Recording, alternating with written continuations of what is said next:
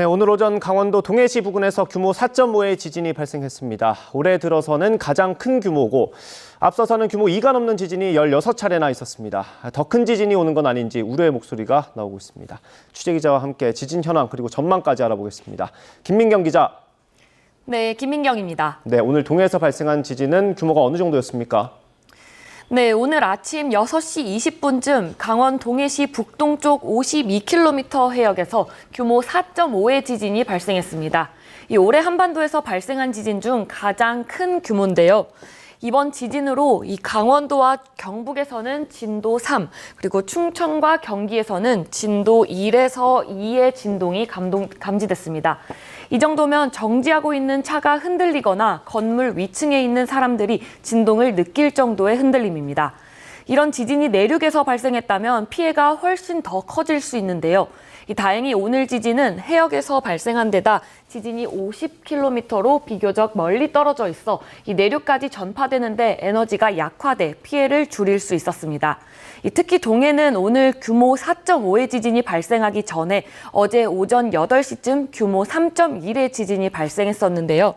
이로 인해 행정안전부는 지난 4월 25일에 발령한 지진 위기경보 관심 단계를 오늘부로 주의 단계로 상향했습니다. 또 지진 비상 대응반도 운영에 후속 상황 관리를 강화해 나가겠다고 밝혔습니다. 네, 그런데 이 지역에만 유독 지진이 자주 발생한 이유가 뭡니까? 네, 가장 큰 원인은 동해가 열리고 있기 때문입니다. 이 지진은 지표면의 단층대가 끊어지면서 발생하는데요. 이 동해는 일반적인 단층대가 아니라 동해가 넓어지는 확장 과정에서 지각이 깨지면서 발생하는 형태입니다. 이 때문에 불안정하고 응력의 축적도 잘 돼서 연이어 발생하게 되는 겁니다. 네, 그런데 이번 지진은 조금 다릅니다. 이 좁은 지역에서 다발적으로 발생하고 있기 때문인데요. 우선 지난 4월 22일 이후 동해에서 발생한 지진 횟수를 보면 규모 2 이상의 지진은 16차례, 그리고 더 작은 규모의 미소 지진은 55차례나 됩니다. 또 이 중 규모 3.0의 이상 지진이 발생한 곳을 보면 이렇게 비슷한 해역 안에서 발생한 걸 볼 수 있는데요.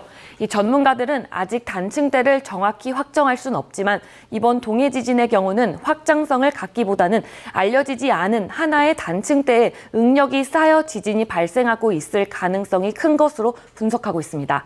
특히 오늘 발생한 지진은 역단층의 영향으로 분석돼 이 단층면의 상태에 따라 앞으로 규모 6대의 더 강한 지진이 발생할 가능성도 배제할 수 없어 각별한 주의가 필요한 상황입니다. 이 지진은 현대과학으로도 예측이 불가능한 자연재해입니다. 이 지진이 발생했을 때 대처 방안을 미리 숙지하고 대피해 피해를 최소화하는 것이 최선입니다.